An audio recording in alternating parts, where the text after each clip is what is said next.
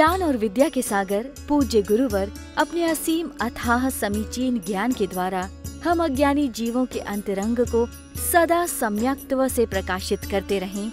इन्हीं भावनाओं के इच्छुक गुरुवर के पावन पवित्र चरणों में कोटि कोटि नमोस्तु। मत सर्वज्ञ देव के द्वारा किया गया है ना। यानी सर्वज्ञ देव के द्वारा यह वर्णन है। सर्वज्ञ का मतलब ही होता है जो सभी कुछ जानते हैं, सभी कुछ देखते हैं। इसलिए सर्वज्ञ भगवान की इस वर्णन को ध्यान में रखते हुए आपको यह लोक की जानकारी लेनी है।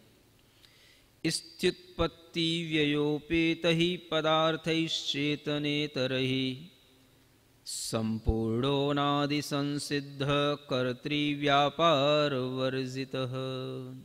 कैसा है ये लोक? इस लोक में दो ही प्रकार के पदार्थ हैं, एक चेतन पदार्थ हैं और एक अचेतन पदार्थ है। ठीक है, उनके ही भेद प्रभेद करते हुए आप उसमें कितना ही विस्तार करते चले जाएं, ये बात की बात है। लेकिन अगर हम टोटल उसको समअप करके अगर हम कोई चीज़ देखते हैं तो उसमें दो ही प्रकार के पदार्थ समझ में आते हैं। दो ही प्रकार के पदार्थ श्रीमद् सर्वज्ञ भगवान ने देखे, एक चेतन पदार्थ और एक अचेतन पदार्थ। और ये दोनों ही प्रकार के पदार्थ हमेशा स्थिति, उत्पाद और व्यय, यानी उत्पाद व्यय द्रव्य से संयुक्त रहते हैं। चाहे पौद्गलिक पदार्थ हो, मेटलिस्टिक कोई भी चीज़ हो, चाहे वो मैटर से रहित आत्म तत्व जैसा चैतन्य अमूर्त पदार्थ हो, ये सभी में हमेशा कुछ नया उत्पन्न होना, पुराना नष्ट होना और ज्यों का त्यों उस पदार्थ का अस्तित्व बना रहना, ये तीन चीज़ें उत्पाद व्यय द्रव्य के साथ में निरंतर हर पदार्थ के साथ चलती हैं। और इन्हीं पदार्थों से ये लोक मुख्य रूप से भरा हुआ है, चेतन और अचेतन पदार्थ। अचेतन का विस्तार भी बहुत है, चेतन का विस्तार भी बहुत है, उसकी भी यहाँ चर्चा नहीं। संपूर्णो अनादि संसिद्ध है, इस तरह से लोक पूरा भरा हुआ है। लेकिन ये ध्यान रखना कि ये अनादि काल से इसी तरीके से स्थित है। अनादि काल से ऐसे ही ये पदार्थ सिद्ध हैं, अनादि सिद्ध हैं ये, है ना। इन्हें सिद्ध नहीं किया गया, बनाया नहीं गया, इन्हें किसी ने रचा नहीं है। इसलिए लिखा हुआ कर्तृ व्यापार वर्जित है ना। कोई भी कर्ता नहीं है इसको बनाने वाला। चैतन्य पदार्थ को बनाने वाला भी कोई कर्ता नहीं, अचेतन पदार्थ को बनाने वाला भी कोई कर्ता नहीं। ठीक है ना। चैतन्य पदार्थ को भी कोई बना नहीं सकता, तो चैतन्य पदार्थ भी किसी भी अचेतन पदार्थ को बना नहीं सकता है ना।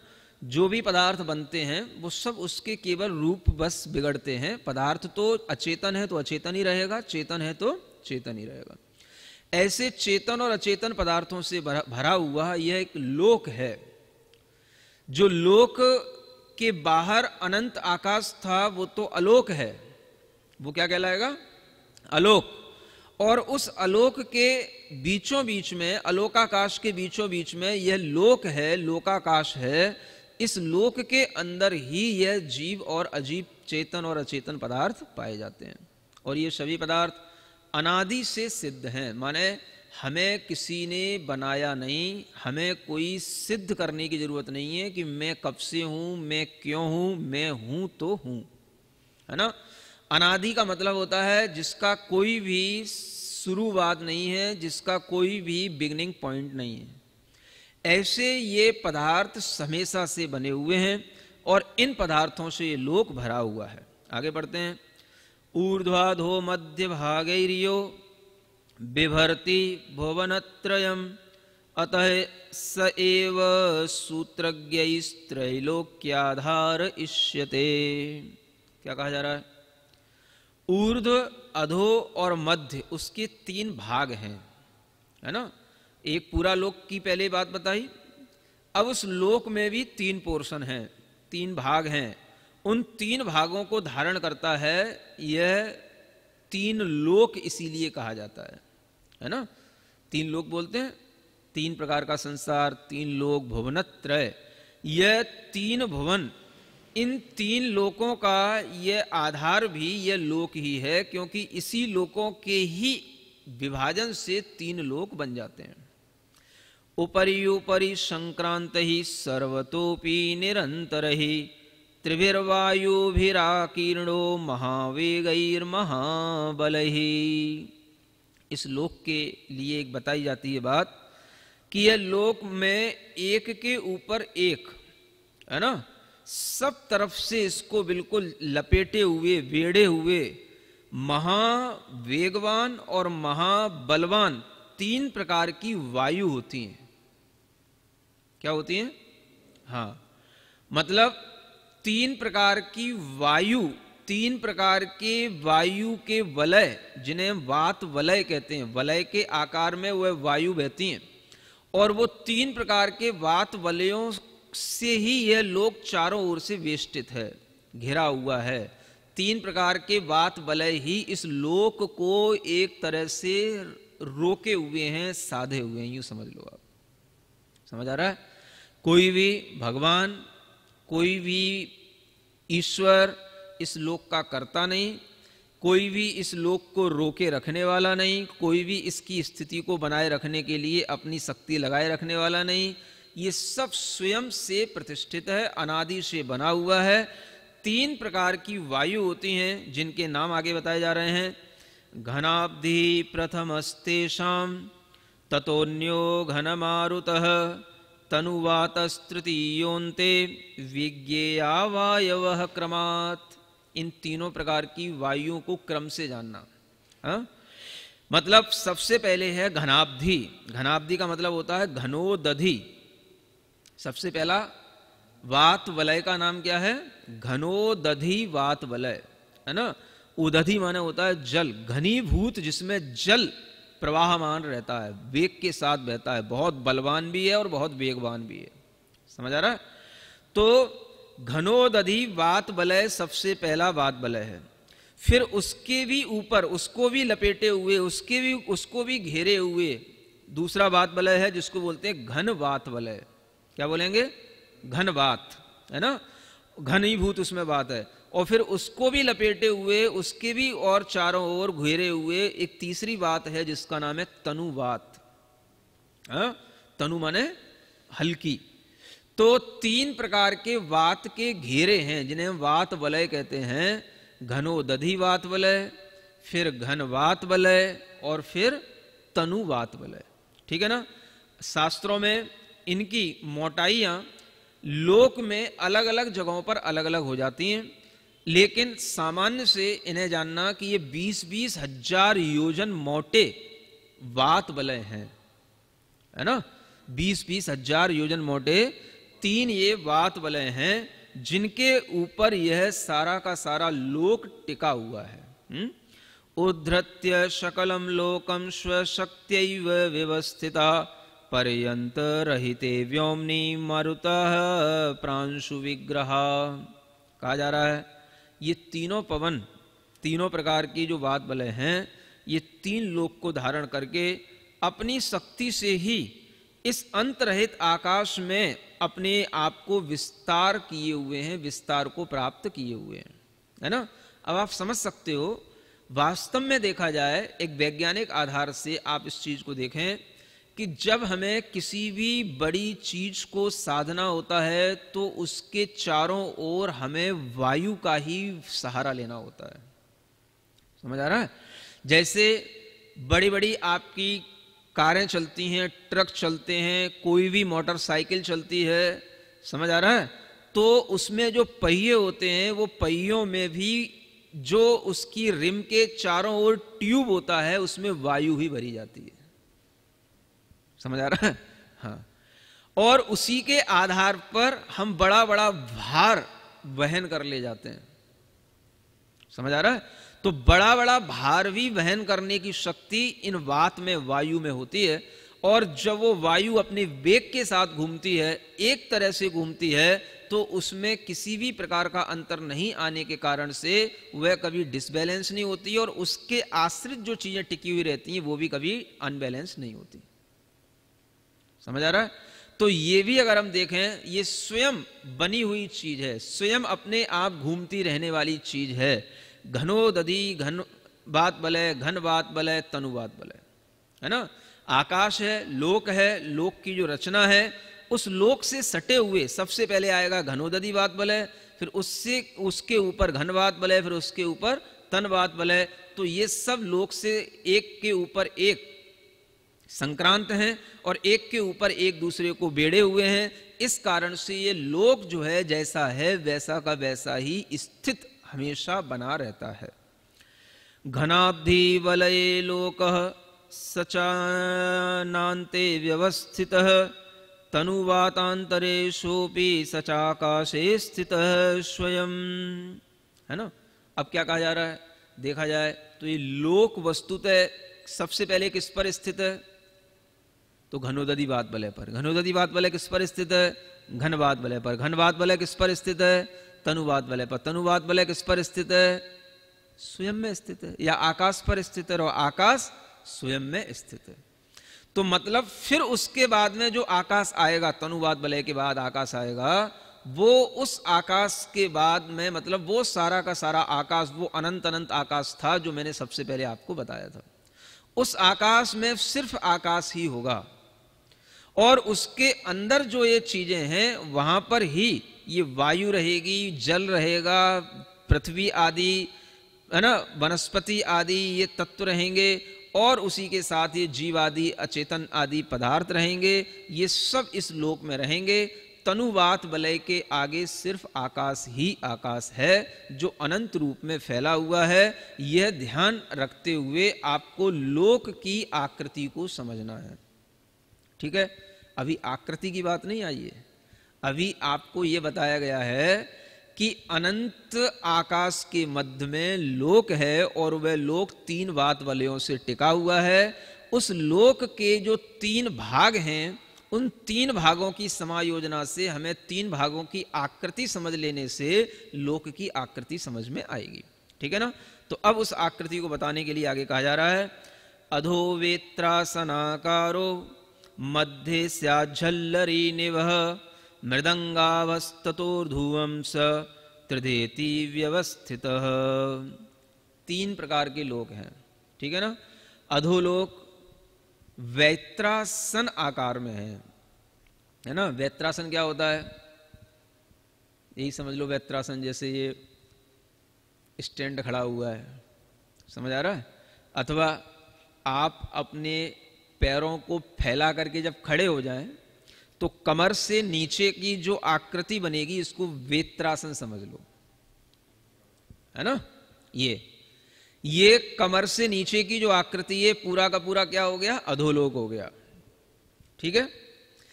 मध्यलोक झल्लरी के आकार का है। झल्लरी माने झालर, है ना। तो वो गोल होती है झल्लरी, तो आपकी जो कमर है वो गोल है। ठीक है ना। मध्यलोक जो है वो गोल आकृति का है, झल्लरी के आकार का। ठीक बात। और उस मध्यलोक के ऊपर जो है ऊर्ध्वलोक है जो मृदंग के आकार का है। कैसे आकार का है, मृदंग, डमरू। आ रहा समझ में हाँ, तो उस डमरू के आकार का है। तो ऐसे ये 3 प्रकार के लोकों के आकृति को ध्यान में रखना है ना। आप अपने दोनों पैर फैला करके अपने दोनों हाथ कमर पे यूं रख करके खड़े हो जाओ, समझ आ रहा है। तो जो रचना बनेगी यही लोक की रचना है। क्या है समझ में। नीचे थोड़ा फैला हुआ विस्तार, फिर ऊपर घटता हुआ कम हुआ, और फिर ऊपर से फिर बढ़ता हुआ थोड़ा गया, और फिर बढ़ने के बाद में फिर ऊपर कम होता चला गया, ऐसा। कैसे समझ में आएगा, सिंपल से समझो मान लो कोई गिलास होता है, गिलास है ना, सिंपल से समझने के लिए गिलास है। तो गिलास को आप उल्टा रख दो पहले, ठीक है ना, और फिर गिलास उल्टा रखने के बाद में उसके ऊपर सीधा गिलास रख दो समझ आ रहा है। तो कुछ आपको समझ आ सकता है कि हाँ ऐसा, पहले नीचे से ऊपर तक आते आते कम हुआ, और फिर ऊपर जाते जाते पहले बढ़ेगा। कहां तक बढ़ेगा, यहां तक बढ़ेगा, जहां तक अपन कमर पे हाथ रखें ये फैल रहा है ना, यहां तक, ये इधर, ये यहां तक बढ़ेगा, फिर यहां से फिर कम होना शुरू हो जाएगा। तो इस तरह से यह लोक का ये आकार इस तरह का बना हुआ है। कमर के ऊपर ऊर्ध्वलोक है, कमर का घेरा जो है वो मध्यलोक है, और कमर के नीचे अधोलोक है। ऐसे 3 लोकों की यह रचना इस मनुष्य की आकृति के अनुसार बन जाती है। समझ आ रहा है? 14 राजू तंग नभ लोक पुरुष संठान तामे जीव अनादिते भरमत है बिन ज्ञान। पढ़ते रहते हो ना 12 भावना में, नहीं जान? 14 राजू उतुंग नभ, मतलब इस तरह से जो ये लोक बन रहा है, इसकी जो ऊंचाई है नीचे बिल्कुल बॉटम टू टॉप अगर हम नापेंगे तो वह 14 राजू प्रमाण आती है। 14 राजू, समझ आ रहा है? इस सिर्फ लोक की आकृति बताई जा रही है। हाँ? लोक की ऊंचाई, लोक कितना ऊंचा है?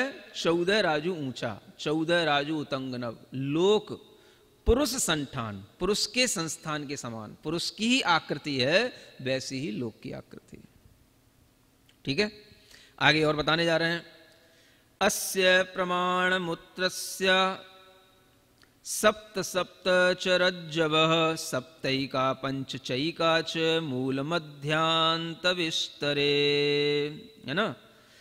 तो इसका जो प्रमाण है इस लोक की ऊंचाई, 7 राजू नीचे समझ लो, मध्यलोक से नीचे अधोलोक 7 राजू का, और मध्यलोक से ऊपर ऊर्ध्वलोक 7 राजू का। 7 और 7 14। समझ आ रहा है? नीचे से ऊपर तक देखो तो 14, तो कुल मिलाकर के इस लोक की ऊंचाई कितनी है? 14 राजू। ठीक है ना? अब थोड़ा सा इसको हम विस्तार के साथ थोड़ा सा यह बताया गया है कि देखो, जब आप अपने पैर फैला करके खड़े होंगे तो उस समय पर जो विस्तार होगा, नीचे विस्तार होगा ना, जब आप पैर फैला करके खड़े होंगे यूं, है तो विस्तार होगा ना नीचे, तो वो जो विस्तार होगा वो 7 राजू का विस्तार होगा। वो विस्तार कितना होगा नीचे? 7 राजू। पूरब पश्चिम समझ के चलना, ये 7 राजू है। समझ आ रहा है? फिर जब आप ऊपर आएंगे तो घटते घटते घटते घटते कमर पर आकर के वो 1 राजू हो जाएगा विस्तार, 1 राजू का घेरा रह जाएगा वो। समझ आ रहा है? फिर जब आप ऊपर चलेंगे तो जैसे ही आपकी ये कोहनियों के पास ये विस्तार आएगा, ये 5 राजू का विस्तार हो जाएगा। ये कितना हो जाएगा? 5 राजू का।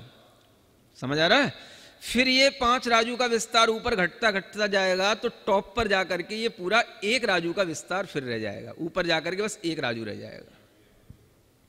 समझ आ रहा है? डायमेंशन कैसे चेंज हो रही है ना? सिंपल है, एक बार समझने की कोशिश करो, सिंपल है। नीचे आप इसको पूरा पश्चिम अभी समझना, लंबाई के रूप में पूरा पश्चिम इसका विस्तार बताया जा रहा है केवल।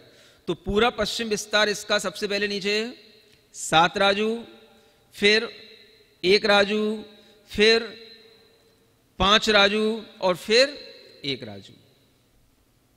ठीक है ना? ये इसका पूरब पश्चिम का विस्तार है। ठीक, अगर हम इसका भीतर उत्तर दक्षिण में इसका विस्तार देखेंगे तो सर्वत्र 7 राजू है, उत्तर दक्षिण सर्वत्र। ये तो पूरा पश्चिम हो गया। कुछ गणित बड़ित आता होगा तो समझ में आएगा। हाँ, थोड़ा दिमाग तो लगाओ।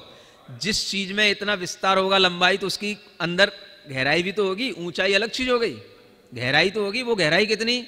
तो आप चाहे नीचे रहो, चाहे मध्यलोक में आओ, चाहे यहां ब्रह्मलोक पर आ जाओ, चाहे ऊपर ऊर्ध्वलोक पहुंच जाओ, सर्वत्र गहराई जो है, उत्तर दक्षिण जो डायमेंशन है, वो सर्वत्र कितनी है? 7 राजू है। समझ आ रहा है? तो यह लोक जो है, जब हम इसका पूरा घनफल निकालते हैं तो इस 7 राजू का घन निकलता है। 7 × 7 × 7 = 343 घन राजू। 343 घन राजू आ जाता है। समझ आ रहा है? 7 का क्यूब करोगे कितना आएगा? 343। मतलब ये डायमेंशन के अनुसार इसका पूरा घनफल निकालेंगे। लंबाई, चौड़ाई, ऊंचाई तीनों को मिलाकर के घन बनता है। तो वह घन जब निकाला जाता है तो 343 घन राजू परफेक्ट आता है। समझ आ रहा है? और इसको हम अलग अलग पोर्शन में भी इसका घनफल निकालेंगे तो भी 343 आ जाता है। क्या समझ में आ रहा है? बता दूं क्या? सिंपल से, अगर थोड़ा बहुत गणित पढ़े हो तो उस गणित का तरीका ये होता है घनफल निकालने का। जैसे मान लो नीचे 7 राजू है, 7 राजू से 1 राजू तक का हमें पहले घनफल निकालना है, एक पोर्शन। तो क्या करेंगे, 7 नीचे है, 1 ऊपर है, डायमेंशन डायमीटर समझ लो उसकी पहले। तो उसको हमने पहले किया 7 और 1 8, 8 में 2 का भाग दिया, आधा कर दिया, 4 हो गया। 4 को उसकी जो उत्तर दक्षिण जो उसकी गहराई है उससे मल्टीप्लाई करो, 4 सत्ते 28, 28 हो गया, समझ आ रहा है। और 7 ही उसकी ऊंचाई है, तो 28 को 7 से फिर मल्टीप्लाई करो। ज्ञानार्णव ग्रंथराज में धर्म ध्यान का वर्णन करने के लिए संस्थान विषय धर्म ध्यान का क्रम चल रहा है, जिसमें कल आप लोगों के लिए लोक के विस्तार के बारे में बताया गया था कि लोक का आकार कैसा होता है। 3 प्रकार के लोक हैं, अधोलोक, मध्यलोक और ऊर्ध्वलोक। और इन लोक के आकार का चिंतन करना, लोक में कहाँ कौन से जीव रहते हैं, इस तरह का मन में चिंतन करने का नाम उन जीवों की जो भी विशेषताएं हमारे ज्ञान में आ जाती हैं, उन विशेषताओं के साथ में उन जीवों को अपने ध्यान का विषय बनाने का नाम ही संस्थान विषय धर्म ध्यान कहलाता है। जब 3 लोक का वर्णन यह प्रारंभ हुआ तो सबसे पहले अधोलोक का वर्णन यहाँ पर प्रारंभ होता है, जिस अधोलोक में नारकी जीवों की ही प्रमुखता है। सभी लोगों को सामान्य रूप से इतना मालूम रहता है कि इस पृथ्वी के नीचे उन नरकों की भूमियां बनी हुई हैं जहां पर नारकी जीव उत्पन्न होते हैं। और यह नरकों की भूमियों के बारे में जैन दर्शन में जितना विस्तार से बताया गया है उतना अन्यत्र कहीं भी हमें पढ़ने को नहीं मिलता है। हिंदुओं के यहाँ पर भी विष्णु पुराण में पाताल आदि का भी वर्णन है, नरक आदि का भी वर्णन है। और वह वर्णन भी उन नारकियों के लिए ही है जो पाप के उदय से, पाप कर्म के फल से नरक में जाकर के वह नारकी जीव वहाँ पर उत्पन्न होते हैं। तो हम इतना तो समझ ही सकते हैं कि जितने भी इस संसार में रहने वाले प्रमुख दर्शन या शास्त्र हैं उनमें नरकों का विधान, नरकों का वर्णन हमें मिलता ही है। माने शास्त्रों में हमें नरकों का वर्णन पढ़ने को मिलता है। और नरक की मान्यता हर संप्रदाय में है, हर धर्म में है। इस्लाम में भी जहन्नुम और जन्नत दोनों मानी जाती हैं, जानते हो कि नहीं? तो वह जहन्नुम और कुछ नहीं है, यही नरक होते हैं। तो जो जीव पाप करते हैं, तरह तरह से लोगों को सताते हैं, दुख पहुंचाते हैं, निरपराध मनुष्यों की, पशुओं की हत्या करते हैं, वो इसी जहन्नुम में पहुंचते हैं। इन्हीं नरकों के वह वासी बनते हैं।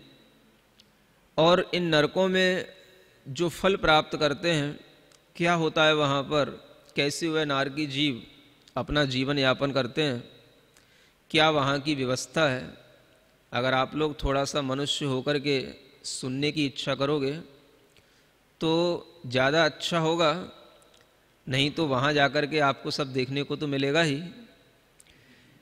अगर यहीं पर बैठ कर के उसका चिंतन कर लोगे तो हो सकता है वहाँ ना जाना पड़े। समझ आ रहा है? यहाँ पर बैठ कर के उस चिंतन से आपके मन में हो सकता है कुछ पाप से डर पैदा हो जाए, कुछ अपनी प्रवृत्तियों से अपने अंदर ही घृणा पैदा हो जाए और हम कुछ उस पाप से बच जाएं जिसके फल से हमें उस नरक आदि में जाना पड़ता है। तो इस चैप्टर में जो श्लोक नंबर 10 है, वहाँ से ये नारकियों का वर्णन प्रारंभ होता है। यत्राधोभागमासाद्य संस्थिता सप्तभूमयः यासु नारकषण्णानां निवासाः सन्ति भीषणाः। आचार्य कह रहे हैं कि लोक के अधोभाग में जो 7 पृथ्वियां हैं उनमें नारकी जीव होते हैं, और ये नारकी जीव हमेशा नपुंसक ही होते हैं। समझते ना आप लोग? एक स्त्री वेद होता है, एक पुरुष वेद होता है, और एक नपुंसक वेद भी होता है ना। तो पुरुष वेद से ज़्यादा दुख देने वाला स्त्री वेद होता है, और स्त्री वेद से भी ज़्यादा दुख देने वाला नपुंसक वेद होता है।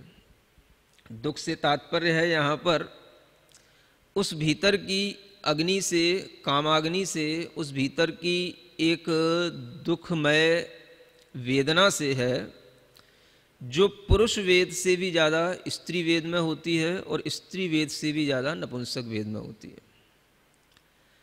पुरुष वेद के उदय से यह प्राणी स्त्रियों में रमण करने की इच्छा करता है, और स्त्री वेद के उदय से यह प्राणी पुरुषों में रमण करने की इच्छा करता है। और जब नपुंसक वेद का फल मिलता है तो चाहे पुरुष हो चाहे स्त्री हो, वह दोनों में रमण करने की इच्छा करता है।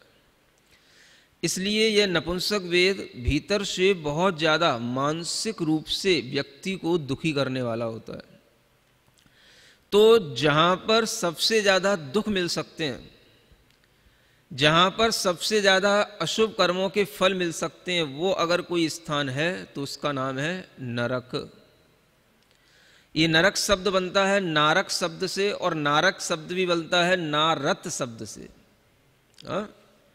जहाँ पहुँचने के बाद में किसी भी जगह पर, किसी भी भाव में, किसी भी व्यक्ति से, किसी भी परिस्थिति से कोई भी रति उत्पन्न ना हो, उसका नाम है नारत।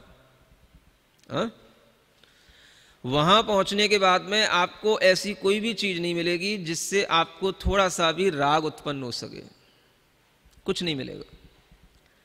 इसलिए जहां कुछ भी रति उत्पन्न ना हो, जहां कुछ भी प्राणी के अंदर थोड़ा सा भी किसी से जुड़ने का, चिपकने का, लगने का, अच्छेपने का कोई भी भाव उत्पन्न ना हो, ऐसी परिस्थितियों में जीवन यापन करने का नाम कहलाता है नारकी जीवन। कुछ भी अच्छा नहीं लगता। क्यों नहीं लगता? तो बताया जाता है कि उन नरकों में या तो बहुत गर्मी होती है या बहुत ठंडी होती है। समझ आ रहा है? वातानुकूलित वातावरण वहां पर नहीं होता है। अब यहाँ पर ना अभी बहुत गर्मी है ना कुछ ठंडी है, लेकिन फिर भी आपके अंदर इतनी आसक्ति रहती है कि हल्की सी भी गर्मी आपको सहन नहीं होती, तो आप पंखा चलाए बिना, कूलर चलाए बिना रहते नहीं हैं, है ना। नरकों के दुख सुनो तो समझ में आएगा कि अगर यहाँ पर हमें थोड़ा सा पसीना भी निकल जाए तो कोई दुख की बात नहीं है। यहाँ पर यदि हमारे लिए थोड़ी सी भी गर्मी, सर्दी सहन होने को मिल जाए तो कोई बड़ी दुख की बात नहीं है। जहाँ पर किसी भी प्रकार का प्रतिकार करने के कोई साधन ही नहीं होते हैं, वहाँ पर हजारों वर्षों तक, लाखों वर्षों तक नहीं, असंख्यातों वर्षों तक इसी प्रकार के दुख सहने पड़ते हैं, और हम ही सहते हैं, हम ही सब लोग सहते हैं। समझ आ रहा है? तो प्रयास बुद्धि में इस तरह का होना चाहिए कि हम इन नरकों की वेदना को समझ करके थोड़ी सी अपने अंदर बुद्धि पूर्वक कुछ वेदना को यहाँ पर जो हमें मिल रही है उसको सहन करने की हम अपनी बुद्धि तैयार करें। या तो तीव्र गर्मी है या तीव्र ठंड है। समझ आ रहा है? आप ना तो तीव्र गर्मी सहन कर सकते हो अधिक, और ना तीव्र ठंड सहन कर सकते हो, और यही वातावरण नरकों में मिलता है। अब जब नरकों में वातावरण ही इस प्रकार का है, तो वहां पर पहुंचने के बाद में आपको कौन सी ऐसी चीजें जो सुख देंगी? सबसे पहली चीज तो वातावरण ही होता है। अब वहां के वातावरण में जब हम देखते हैं तो आचार्य कहते हैं कि इन पृथ्वियों में बिल बने हुए होते हैं, पहली पृथ्वी में भी बिल बने हुए हैं, दूसरी में भी बने हुए हैं, 7 पृथ्वियों में बिल बने हुए हैं और सबकी संख्या कुल मिलाकर के 84 लाख बिल होते हैं। कितने? हाँ, विस्तार से पढ़ना हो तो अन्य शास्त्रों से पढ़ना। अब इन 84 लाख बिलों में पहली, दूसरी, तीसरी, चौथी और 5वीं पृथ्वी के कुछ बिल, माने 3/4 बिल, इतने बिलों में गर्मी ही गर्मी है, ये समझना। समझ आ रहा है? और 5वीं पृथ्वी का जो 1/4 बिल बचे हैं वो फिर 6वीं पृथ्वी और 7वीं पृथ्वी, इनमें ठंडी ही ठंडी है, महाभयानक ठंडी और महाभयानक गर्मी। ऐसा नहीं है कि जहां पर गर्मी है वहां पर भी ठंडी है, जहां पर ठंडी है वहां पर भी गर्मी है, जहां गर्मी है वहां गर्मी ही है और जहां ठंड है वहां ठंड ही है। समझ आ रहा है? जब हम नारकियों की इस तरह की एक व्यवस्था को देखते हैं, वातावरण को देखते हैं, तो इससे हम ये अनुमान लगा सकते हैं, समझ सकते हैं कि गर्मी से भी ज्यादा दुखदायी ठंडी होती है। समझ आ रहा है? क्योंकि पहले पृथ्वी से लेकर के 7वीं पृथ्वी तक दुखों की अधिकता होती चली गई है। हर तरीके के दुख, वातावरण के, नारकियों के, हर तरीके के दुख बढ़ते चले गए। तो जब शुरू की 5 पृथ्वियों में अधिक गर्मी है, अधिक उष्णता है और 6वीं 7वीं पृथ्वी में अधिक ठंडी है, तो इसका मतलब है कि ठंड का दुख गर्मी से ज्यादा होता है। समझ आ रहा है? हाँ, ठंड में आप जितना अकड़ सकते हो, ठंड में आप मर सकते हो, उतना आपके लिए गर्मी से मरना नहीं होता, गर्मी में इतना अकड़ना नहीं होता, गर्मी में इतनी आपको बाधा नहीं होती, क्योंकि गर्मी के उपाय आप किसी ना किसी तरीके से कुछ ना कुछ, है ना, पंखा, पानी इत्यादि के माध्यम से कर ही लेते हो। लेकिन जहाँ बहुत ज़्यादा शीत हो तो उसके उपाय भी आपसे कई बार नहीं बनते हैं, और आप देखते हो कि अधिकतर बूढ़े वृद्ध लोग ठंड के दिनों में निपट जाते हैं। समझ आ रहा है? कहा भी जाता है एक ठंड निकल गई माने बूढ़े की 1 साल निकल गई। समझ आ रहा है? हाँ, गर्मी से तो बच जाओगे। तो ठंड का भी अपना एक अलग तरीके का दुख है, ये इससे समझ में आता है। तो 84 लाख बिल हैं, उनमें यदि हम देखते हैं तो लगभग 82,25,000 बिलों में तो गर्मी ही गर्मी है और 1,75,000 बिलों में ठंडी ही ठंडी है।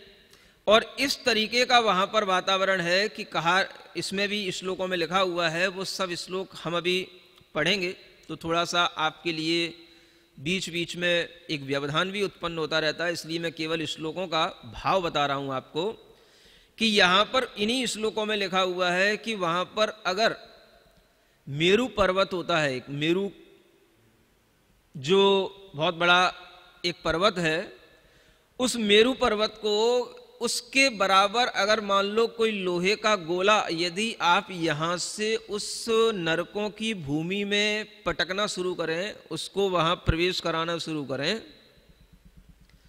तो वह इतना उष्ण हो जाता है, इतना गल जाता है कि उन नरकों की भूमि में 5वीं भूमि तक पहुंचते पहुंचते तो पूरा का पूरा लोहा जो है गर्म होकर के बिल्कुल गल ही जाएगा, पानी बन जाएगा। समझ आ रहा है? इतनी गर्मी है। हा? फिर जैसे ही वो 6वीं भूमि में, 6वीं पृथ्वी में प्रवेश करेगा, 7वीं पृथ्वी में प्रवेश करेगा, वही मेरू पर्वत के समान लोहे का वही पिंड उन पृथ्वी में पहुंच करके वह बिल्कुल जमना शुरू हो जाएगा और 7वीं पृथ्वी में पुनः जम करके वैसा का वैसा ही हो जाएगा। इतनी वहां पर ठंडी है और इतनी गर्मी है। समझ आ रहा है? यह सब वातावरण सहन करते हैं, कोई दूसरे जमीन के लोग नहीं पहुंचते वहां, कोई दूसरे ग्रहों से लोग नहीं पहुंचते वहां, सब हम ही और आप लोग पहुंचते वहां पर। समझ आ रहा है? और दुनिया में ऐसा कोई प्राणी नहीं है जिसने उन नरकों की पीड़ाओं को सहन ना किया हो। हा? तो हमेशा ये ध्यान रखो कि उन नरकों में एक बार अगर वह जीव पहुंच जाता है तो वहां पर कम से कम उसे 10,000 वर्ष तक जीना होता है, कम से कम, उससे पहले तो निकल ही नहीं सकता। 10,000 वर्ष की मिनिमम आयु है और मैक्सिमम आयु वहां पर 33 सागर की होती है 7वीं भूमि में। हाँ, सागर का मतलब होता है असंख्यात करोड़ वर्ष, समझ लो, आपकी बुद्धि के पार है वो सब चीजें। ज्ञान और विद्या के सागर पूज्य गुरुवर अपने असीम अथाह समीचीन ज्ञान के द्वारा हम अज्ञानी जीवों के अंतरंग को सदा सम्यक्त्व से प्रकाशित करते रहें। इन्हीं भावनाओं के इच्छुक गुरुवर के पावन पवित्र चरणों में कोटि कोटि नमोस्तु।